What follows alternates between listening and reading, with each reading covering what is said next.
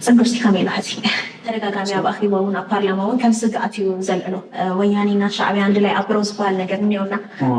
ምን ተላልባት መንግስት ፌደራልና መንግስት ኤርትራና ቀደም ሰላማው ተተመልሶ እዝርክብ ዚ ኸመጽል ዲዩ ጽንጉርሲ ካሜላ ሀሲ ጽብሎ ጽቦ ያዘና ጽብሎ ምንም ጸገም የብላን ካብት ጅመር ክሳብሎሚ ጽቦ ያትኸይር ዘላ ሓደ ሰባት ጽብሎ ከምዚ ባሆነ ገለመለ ዝብሉ ውልቀሰብ ደረጃ ይርኢየ ግን ክሳብ ሕዚ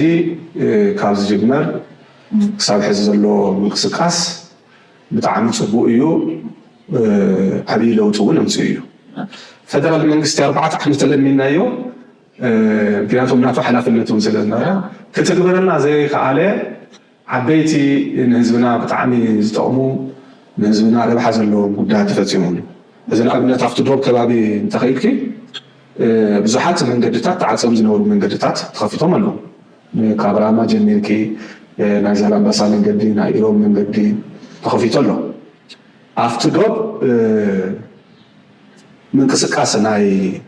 ሰባት ኣይነበረን ሕዚ ሰባት ከም ድልየቶም ካብ ኤርትራ ክሳብ ዛላምበሳ መፅኦም ዕዳጋ ገይሮም ይምለሱ ካብ ትግራይ እውን ክሳብ ሰንዓፈ ከይዶም ዕዳጋ ገይሮም ይምለሱ ምንም ስጋኣት የለን ቅድሚ ሕዚ ክንደይ ፀገም ከም ዝነበረ ትፈልጢ ኢኺ እወ ዝደለዩ ተፈናቂሎም ዝነበሩ ይኹን ኣብ ዝተፈላለዩ ከባቢታት ዝነበሩ ሓረስቶት እውን ናብቲ ሓራ ዝኾነ ከባቢታት ኣትዮም ሓሪሶም ምህርቶም እትዮም እዮም እዙይ ዓብዪ ካሊእ ረብሓ እዩ ቅድሚ ሕዚ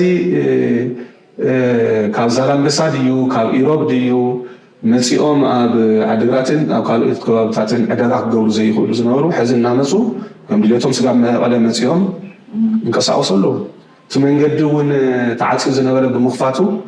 ክንደይ ይርብሑ ኣለዉ ማለት እዩ እና እዚ ህዝቢ ንህዝቢ ርክብ ካብ ዝጅመር ንድሓር ኣብቲ ዶብ ከባቢ ዘሎ ምንቅስቃስ ክትርኢ ተለካ ብጣዕሚ ዘሐጉስ እዩ ዋላ እቲ ህዝቢ እውን ህዝቢ ክትሓቱ ተለካ ብዋናነት ኣብቲ ዶብ ዘሎ ህዝቢ እንድዩ በብመዓልትቱ ቃንዛ ዝስምዖ ክትሓቱ ተለካ እንታይ ድዩ ዝብለካ ዋ እዚ ሰላም እዙይ ንክመፅእ ንፅሊ ነይርና ሕዚ ብምርካብና ሕልሚ እዩ ዝመስለና ዘሎ ብሱሩ ጋህዲ ድዩ ሕልሚ እዩ ዝመስለና ዘሎ እዚ ሰላም እዙይ ጥራሕ ይቐፅለና ቀፃልነት ይሃልዎ ጥራሕ እዮም ዝብልካ ስለዚ ንሕና እውን ቀፃልነት ንክህልዎ ብዝከኣልናዮ መጠን ኣብ ፅምዶ ዘለና ኣካላት ንሰርሕ ኣለና ብወገን መንግስቲ ኤርትራ እውን እተን ኣብ ዶባት ዝተካየዳ መድረኻት ብሙሉአን ሓላፍነት ወሲዶም ባዕሎም እዮም ኣካይዶም ሕዚ ሓደ ግዜስ ኣወል እዩ ኣብ ቅድሚት ዝመፅእ እምበር እቲ መንግስቲ ሲ መግለፂ የውፅእና ንሪኦም ዘለና ገለ ይብልዋ ኣወል ሲ ሓላፍነት ተዋሂቦ ይሰርሕ ዘሎ ምናልባት ኣብ ቅድሚት ኣብ ሚድያ ንሪኦ ኣወል እዩ እምበር ድሕሪ ኣወል ዘለው ብጣዕሚ ብዙሓት ሰባት ኣለዉ ብዋናነት ከዓ መንግስቲ ኤርትራ እዚኣ ከም ሓደ ኣጀንዳ ወሲዱ በብግዚኡ እናገንገመ ይሰርሐሉ ዘሎ ስለዚ እዙይ ብምስርሑ ከዓ ፅቡቃት ረብሓታት ረኺብና ኣለና ብኣብኡ ከዓ ሕዚ ትፅምዶ ብምፍጣርና ቶም ፀላእቲ እውን ንትግራይን ንኤርትራን ፈልዮም ክወቅዑ ዝሓስቡ ዝነበሩ ፀላእቲ እውን ካልኣይ ንክሓስቡ ገይርዎም ጠጠው ኣቢልዎም እዮም ንምንታይ ናይ ኤርትራን ናይ ትግራይን ሕብረት ብጣዕሚ ቀሊል ዘይበሃል ሕብረት እዩ ብጣዕሚ ወሳኒ እዩ ኣብዚ ምብራቅ ኣፍሪካ ብጣዕሚ ጠንካራ ዝበሃል ሓይሊ እዩ ስለዚ እዚ ሓይሊ እዙይ ብሓደ እንተመፂኡ እንተተረዳዲኡ ክፈጥሮ ዝኽእል ነገር ብጣዕሚ ዓብዪ እዩ ስለዚ እንዲያምቲ ብፀላእቲ ብዋናነት ከዓ ፌደራል መንግስቲ ብተናፀል ክወቅዐና ዝነበሮ እቅድ ንክፈሽል እውን ትፅምዶ ዓብዪ ኣስተዋፅኦ ገይሩ እዩ ብካሊእ ኣባህላ ድማ ፀላእቲ እውን ንቕንስ ኣለና ማለት እዩ እዚ ቅድሚ ሕዚ ምስ ኤርትራ ብዙሕ ግዜ ዋላ ብተስዓይ ይኹን ዋላ ኣብቲ ሕዚ ፅንተታዊ ኩናት እውን ተሳቲፎም እዮም ኣብ ኩናት ኢና ነርና ብዙሕ ግዜ ኣብዘይ ምስማዕ ኢና ነርና ሕዚ ንሳኣቶም ምርዳእ ክንገብር ተለና ካብኣቶም ዝመፀና ኩናት ይኹን ካልእ ስግኣት የለን ምናልባት ከምቲ ቅድሚ ሕዚ እውን ዕፅዋ እንተገጢሙና እቲ ዕፅዋ ንምስባር እውን ብኡ ጌርና እውን ስጋ ብባፅዕ ከይና ዝደለናዮ ነገር ንክንገብር እውን ንሳቶም ፍቃደኛታት እዮም ስለዚ ብኩሉ መንገዲ እንተሪኺ ሕዚ ካብ ሸዋ ኣስመራ ትቐርበና ካብዚኣ ዋላ ካብ መቐለ እኮ ኣስመራ ድያ ትቐርብ ወይ ሸዋ ካብ ዓድዋ ካብ ዓዲግራት ካብ ኣክሱም ኣብኡ እኮ እዩ ኣስመራ እያ ዘላ ኤርትራ እውን ምሳና እያ ዘላ ስለዚ ምስ ጎረቤትካ ሰላም ምፍጣር ማለት ኩሉ መዳያዊ ረብሓ ምርጋፅ ማለት እዩ ፖዘቲቭ ንሕሰብ እሞ ሕዚ ብዘሎ ህሉ ኩነታት ኤርትራን ኢትዮጵያን ሰላም ናይ ምግባር ዕድሎም ፀቢብ እዩ ንምንታይ ኢትዮጵያ ቀይሕ ባሕሪ ክምልስ እየ ብሰላማዊ መንገዲ ስለዝኣበት ንኤርትራ ብሓይሊ ክምልስ እያ ትብለና ብሓይሊ ቀይሕ ባሕሪ ኣይህብን ትብለላ ኤርትራ ስለዚ እንድያ እቲ ዓንቶ ዝገለፅኩልኪ ብፌደራል መንግስቲ እውን ዝለዓል ብተናፀል ንኤርትራ ክንወቅዕ ነርና ግን ተጋሩ ምስ ኤርትራ ፅምዶ ፈጢሮም ዕንቅፋት ይኮኑና ኣለዉ ዝብል ዝለዓል ጉዳይ ኣሎ ዘይሩ ዘይሩ ሕዚ ክንሪኦ ዘለና ንሶም ንዓና ኣሚኖም ይኸዱ ኣለዉ ንሕና ከዓ ትሕሉፍ ብዙሓት ግፍዕታት ፅንተት እውን በፂሑና እዩ ግን ስጋ መዓዝ ከምዚ ኢልና ንነብር ሕዚ እቲ ፅምዶ ተጀሚሩ ተን ዝበልኩ መንገድታት ካብ ዝኽፈታኮ ናብ 7 ወርሒ ንገብር ኣለና ን7 ወርሒ ሳብቲ ዶ ዝረክብ ህዝብና ሰላም ረኺቡ እፎይታ ረኺቡ ክንቀሳቀስ ምኽኣሉ ኮዝዩ ንብዓሱ እኮ ዓብዪ ዓመት እኮ እዩ ንረክብ 4 ዓመት ንፌደራል መንግስቲ ለሚና ዘይረኸብናዮ ረብሓ ረኺብና ስለዚ ሕዚ ብወገን ኤርትራ ዘሎ ሕዚ ምስ ትግራይ ተጀሚሩ ዘሎ ሰላም ፅምዶ ተጠናኺሩ ክቅፅል እምበር ንድሕሪት ክምለስ ክሳብ ሕዚ ምንም ዓይነት ድልየት የብሎም ባዕሎም እዮም እንዲያምቲ ኣብ ደባት ዝግበር ኣንቶ ነግረኪ ኣብ ደባት ዝግበሩ ኩሎም መድረኻት ምንቅስቃሳት መንግስቲ ባዕሉ እዩ ዝመርሑ ስለዚ እቲ ናይ ፌደራል ብፍላይ ናይ ብልፅግና ኣካይዳ ከዓ ብደንቢ ገይሩ እቲ ናይ ኤርትራ መንግስቲ ይፈልጦ እዩ ምክንያቱም ኣብታ ፅንተታዊ ኩናት እዋን ብሓደ ሰሪሖም ይፋለጡ እዮም ስለዚ ስለዝፋለጡ ሕዚ ከዓ ክሒዳ ዘላ ያው ኢትዮጵያ ብሓደ ይሰርሑ ነይሮም ተመሊሳ ሕዚ ንኤርትራ ክወቅዕ ትብል ተላ ኤርትራ ተካሒዳ እያ ዘላ ስለዚ ናብ ንቡር ሕዚ ናብ ንቡር ናይ ምምላስ ዕድሎም ብጣዕሚ ዝመንመነ እዩ ዋላ ናብ ንቡር እንተተመሊሶም እውን እዩ ናብ ንቡር ተመሊሶም እውን ተመሊሶም ሕዚ ንትግራይ ክወቅዑ እዮም ዝብል ሓሳብ ይብልና ክንወግእ ኢና እንተኢሎም ከዓ ትግራይ በዓል ሰዓት ተኣምን ትግራይ ብቑዕ ዝኾነ ሰራዊት ኣለዋ ብቑዕ ዝኾነ ሓይሊ ሰብ ኣለዋ ካብ ኩሉ ንላዕሊ ከዓ ጅግና ህዝቢ ኣለዋ ስለዚ ህዝቢ ትግራይ ብቐሊሉ ዝሱከም ከም ዘይኮነ ኣብቲ ዝሓለፈ ፅንተታዊ ኩናት ንብዙሓት እውን ትምህርቲ ሂቡ እዩ ስለታ መጀመርያ ኣብ በዓልስና ኣብቲ ዲኤፍና ኢና ንኣምን ኣብ ህዝብና ኢና ንኣምን እቲ እምነትና ከምኡ እናሃለወ ግን ምስ ጎረባብቲ ክልላት ሰላም ምፍጣር ግን ቅድሚ ኩሉ ንዓና እዩ ረብሓ ዘለዎ ሕዚ ምስ ኣምሓራ ከምኡ ጌርና ሰላም ክንፈጥር እንተንኽእል እኮ እቲ ዓንቶ ነልዕሎ ነበርና ናይ ምዕራብ ትግራይ ጉዳይ ምተፈትሐ ነይሩ ኣይንኽእልን ንምንታይ ንምሓራ መን እዩ ዘመሓደሮ ዘሎ ብልፅግና እዩ ዘመሓደሮ ዘሎ ኣብ ምዕራብ ትግራይ እውን ዘመሓደር ዘሎ ብዋናነት ኣብኡ እቶም ቅድም ዝገለፅናዮም ፀገማት ሕዚ ከይተረፈ እኮ ካብኡ ሰባት እኮ ይባረሩ እኮ እዩ ካብ ምዕራብ ትግራይ ብዙሓት ሰባት ይባረሩ እኮ እዮም ብሕማምን ብሓደ ሓደ ነገር ታሪፎም ዝነበሩ ብካሊእ ወንሱ ኢሎም ደስ ዘይበልዎም በቃ ኺዱ እዮም ዝብልዎም ሕዚ እውን ይባረሩ እዮም ስለዚ እዚ ኩሉ ፀገም ንክቕፅል ንክፍጠር ሕዚ እውን ዝሰርሕ ዘሎ ብልፅግና እዩ ዋላ ከምኡ እናሃለወ ግን ዋላ ምስ ኣምሓራ ምስቲ ህዝቢ ምንም ፀገም የብልናን እቲ ህዝቢ ፀገም የብሉ ናይ ኩሉ ህዝቢ ፀገም የብሉ ዋላ ናይ ኦሮሞ ህዝቢ ፀገም የብሉ ናይ ዓፋር ህዝቢ ፀገም የብሉን ናይ ዓፋር ህዝቢ ሕዚ ኣብኡ ዘለው ቶም ንትግራይ ክንወግእ ኢና ዝብሉ ሓይሊ ሰላም ድዩ ግዛዕ ዝብሉ ሓይሊ ሰላም ኣይኮኑን ሓይሊ ሰላም እኳ ኣይኮኑንዋ ኣብኡ ዘለው ሰባት ውፁ ካብዚ ውፁልና ኣብዚ ኮይኑ ንትግራይ ዝወግእ ሓይሊ ኣይንደልን ኢሎም እኮ ክንደዮም ዝቃትዑ እና ሕዚ ምስኣቶም እውን ርክብ ክነጠናኸር ኣለና ምስ ሱዳን እኳ ርክብና ካብ መጀመርያ ፅቡቅ ነይሩ ህዝቡን እዚኣ ምጥንኻር እያ ስለዚ ትግራይ ምስ ጎረባብቲ ክልላትን ምስ ጎረባብቲ ሃገራትን ሰላም እንተፈጢራ ሰላማ ውሑስ ኮይኑ ቅፅል ብጣዕሚ ዓብይ ኣስተዋፅኦ ኣለዎ ስለዚ ቅድሚ ህዚ እንዲያም ብዙይ ሰሪሕና እንተንኸውን ተዝበፅሐና ፅንተት እውን ኣይመፅሐና ኩሎም እዮም ተዛሪዮም ፅንተት ኣብፂሖሙልና ስለቲ ኣብ ኣካይዳ ዝነበረና ሕሉፍ ኣካይዳና ኣስተኻኺልና እቲ ዲፕሎማሲና ኣጠናኺርና ምስ ጎረባብቲ ሃገራትን ክልላትን ሰላም ፈጢርና ክንከደለና ዝብል ንሕና ከም ውድብ እውን ንኣምነሉ ኢና ካልኦት ኣካላት እውን ኣብዚኣ TDF ብዋናነት ፅቡቅ ስራሕ እዮም ዝሰርሑ ዘለዉ ህወሓት ካልኦት እውን እዙይ ብደንቢ ገይሮም ተረዲኦም ይሰርሑ ስለ ዘለዉ እዙይ ንህዝቢ ትግራይ ብጣዕሚ ዓብይ ረብሓ ዘለዎ ጉዳይ ስለ ዝኾነ ኣብዚ ኣፃዕፂና ክንሰርሕ ኣለና እቲ ሓደ ሓደ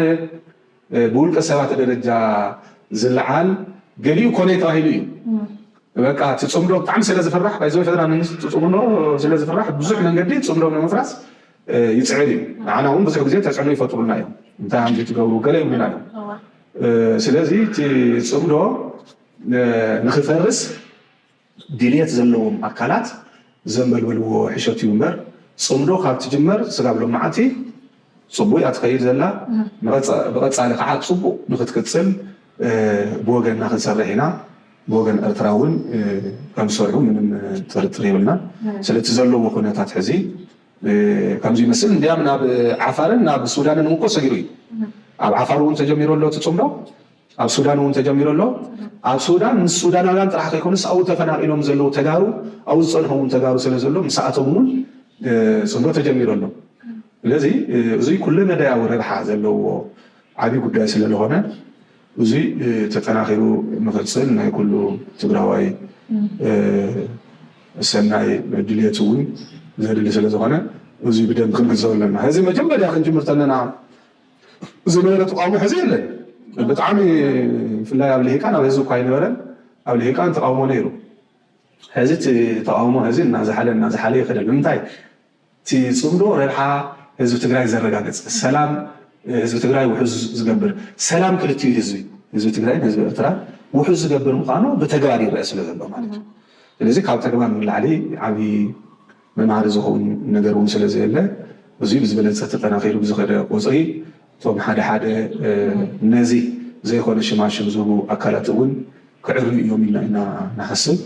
ደርዚሩ እቲ ፅምዶ ብጣዕሚ ኣብ ፅቡቅ ኩነታት ከም ዘለዎ ግን ክነረጋግፀል ንኽእል ኢና ማለት እዩ ተደጋጋሚ ኣብ ኣኺባ እውን ኣብ ፓርላማ እውን ከም ስግኣት እዩ ዘልዕሎ ወያኔና ሻዕብያ አንድ ላይ ኣብሮ ዝበሃል ነገር እኒኦና ንምንታይ ኣፍሒዎ ሰላም እዩ ፅምዶ ብዙሕ ግዜ ዝሓቶ እውን ሕቶ ስለዝኾነ እዩ ርክብ ህዝቢ ትግራይን ህዝቢ ኤርትራን ቅድሚ ሕዚ ንልዕሊ 30 ዓመታት ተቋሪፁ ነይሩ ሕዚ ድማ ርክብ ንጀምር እዩ ዝበሃል ዘሎ ኦፍኮርስ ኣለዉ ብሕጊ ዝረኣዩ ጉዳያት እኒአው እሱ ንሕጊ ንሃብቦ ዝርክብ ሕዚ ዓንተ ወይ ዝበልካኒ ዕዳጋታት ተጀሚሮም እኒአው ሰብ ብሰላም ወፂኡ ብሰላም ኣትዩ ኣሎ ተፈናቂሎም ዝነበሩ እውን ተዘይተጋጊ መምላስ ጀሚሮም ኣለዉ ዝብል ነገር ሰሚዐ ነይረ እዚ ሰላም እዩ ፌደራል መንግስቲ ክገብሮ ዘይከኣለ ነገር ብዞም ክልተ ኣካላት እዚ ምግባሮም ንምንታይ ርእሲ ሕማም ኮይንዎ ሕዚ ብባህሪኡ ናይ ተጋሩ ውዳበታት እቲ ህዝቢ ከም ህዝቢ ጠንካራ ህዝቢ እዩ ፀገማት እውን ዝፃወር ሓቢሩ እውን ኣብ ዝኾነ ጉዳያት ሓቢሩ ዝከላኸል ሓቢሩ ዝነጥፍ ብቐሊሉ እውን ዘይሽበር ህዝቢ እዩ ናይ ብዙሓት ዓመታት ተመክሮ ልምዲ እውን ኣለዎ ናይ ቃልሲ ተመክሮ እውን ኣለዎ ናይ ቃልሲ ተመክሮ መላእ ኣፍሪካ ኣብነት ክኸውን ዝኽእል ናይ ቃልሲ ተመክሮ ኣለዎ እዚ ኤርትራ ናይ ቃልሲ ተመክሮ ኣለዎ እዚ ትግራይ ናይ ቃልሲ ተመክሮ ኣለዎ ብዙሕ ግዜ ንዘመናት ማለት እዩ ኣብዚ ከባቢ እዚ ብዙሓት ኩናታት እዮም ተኻይዶም እዚ ኩናት እዚ ከመይ ገይሩ ከም ዘዕውቶ ይፈልጥ እዩ ጣልያን ዝኣክል ሓይሊ ኣብ ዓድዋ ዝሰዓረ ዋላ ካልኦት ኢትዮጵያውያን ይሃሉ ብዋናነት እዚ ናይ ትግራይ ሓይሊ እዩ እቲ ናይ ኤርትራ ሓይሊ እውን እቲ ዝነበረ ስርዓት ደርግ ንክፈርስ ዝለዓለ ኣስተዋፅኦ ዝገበረ ነፃነት ኤርትራ እውን ዝኣወጀ ልዕሊ 50 ዓመት እውን ጠንካራ ዝኾነ ናይ ቃልሲ ተመክሮ ዘለዎ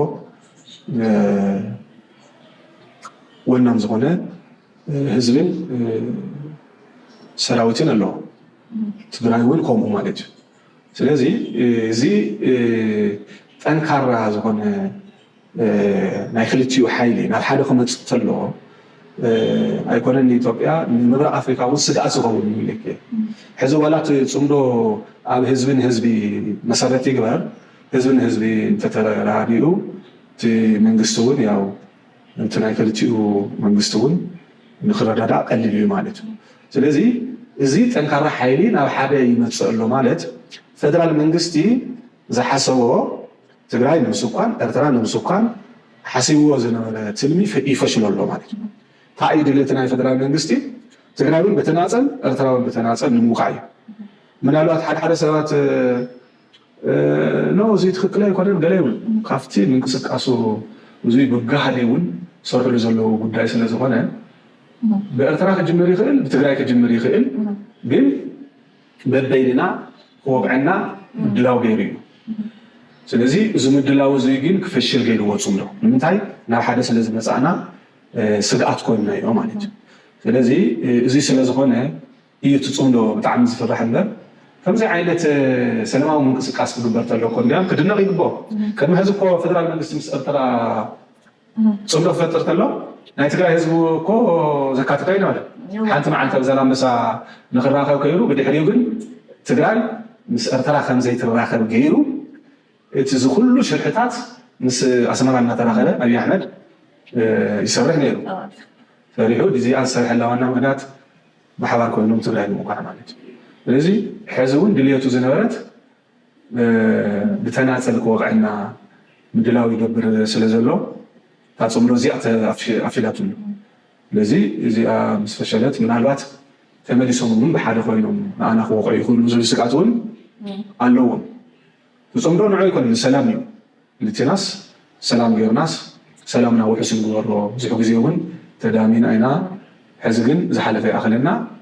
ሰላም ንግበሮ ዝብል እዩ መበገሲ እዩ ግን ንሶም ብሓደ ኮይኖም ክወቅዑና ስለ ዝኽእሉ በቃ እዛ ፅምዶ ንክትፈርስ ንስራሕ ዝብል ኣጀንዳ ሒዞም ይኸዱ ኣለዉ ዘይሩ ግን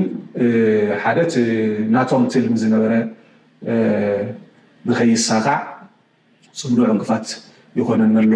ዝብል ሓሳብ ኣለዎ እቲ ካልኣይ ከዓ ከም ስግኣት እውን ስለ ዝርኡ ብዘን ክልተ ምክንያታት እዩ ብጣዕሚ እታ ፅምዶ ዝፀልኣ ዝብል እምነት እዩ ዘለና ምናልባት ኣብዚኣ ናይ መወዳእታ ሕቶይ ከልዕለልካ እሞ ድሕሪ ውዕል ፕሪቶርያ እውን ሰራዊት ኤርትራ ሒዝዎም ዝነበሩ ናይ ትግራይ ቦታታት እኒአው ዋላ ድሕሪ ስምምዕ እውን ኣይወፀን እዩ ነይሩ ኣብቲ ከባቢ ኣብቲ ሒዝዎም ዝነበሩ ከባቢታት ብዙሕ ናይ ህዝቢ ምንግልታዓት ነይሮም እና ሕዚ ድሕሪ ፅምዶ ከመይ እኒኦም ኣብቲ ሒዝዎም ካብ ዝነበሩ ከባቢታት ናይ ኤርትራ ሰራዊት ካብ ብዙሓት ከባቢታት ወፂኡ እዩ ካብ ብዙሓት ወፃእታት ወፂኡ እዩ ኣብ ተወሰነ ከባቢታት ኣሎ ዘይወፀልን ማለት እዩ ንኣብነት እዚ ኣብ ኢሮብ ወሲድካ ዳልገዳ ትበሃል ጣብያ ኣሎ ኣይወፀን ስጋብ ሕዚ ምናልባት ዘልዕልዎ ሕቶ እንታይ እዩ ስግኣት ኣለና እዩ ካብዚ ክመፀና ዝኽእል ፀላኢ ስለ ዘሎ ብፍላይ እቲ ብልፅግና ብናቱ ከፍት የገለ ምባሉ ስግኣት ስለ ዘለና ብዝብል ሓደ ግዜ እውን ኣንጀልስ ስምምዕ ዝብል ይልዕሉ ነይሮም ቅድሚ ሕዚ ዝብል ዘይሩ ግን ሕዚ ስግኣት ስለ ዘለና ብዝብል ዘይወፅሎም ከባቢታት ተወሰኑ ከባቢታት ኣለዉ ንሱ ቀፃልነት እቲ ስግኣት እውን እናተቐረፈ ምስ ከደ ክወፁ ኢሎም ዝብል እምነት እዩ ዘለኒ ካብ ወፃኢ እቲ ዋላ ኣብ ዘይወፀሉ ከባቢ እውን እቲ ህዝቢ ንህዝቢ ምንቅስቃስ ምንም ዝእግድ ነገር የለን ንኣብነት ዳልገዳ ሕዝስ ዝኾነ ሰብ ከይዱ ኣትዩ ዝደለወ ነገር ሰሪሑ ክወፅእ ይኽእል እቲ ናይ ህዝቢ ምንቅስቃስ ዝዓግተ ኣይኮነን ኣብቲ ሕሉፍ እቲ ናይ ህዝቢ ምንቅስቃስ እውን ስለ ዘይፍቀድ ዝኣቱ ዝወፅእ እውን ስለ ዘይነበረ ሕዚ ግን ከም ድልየቱ ሰብ ኣትዩ እንተደልዩ ሓሪሱ እንተደልዩ ከዓ ቤተሰቡ ጠይቁ ኣብኡ ክነብር እየ እንተኢሉ ከዓ ከነብር ይፍቀደሉ እዩ ምንም ፀገም የለን ማለት እዩ ስለዚ እቲ ዝነበረ ስግኣት ብዙሕ መንገዱ ተቐሪፉ እዩ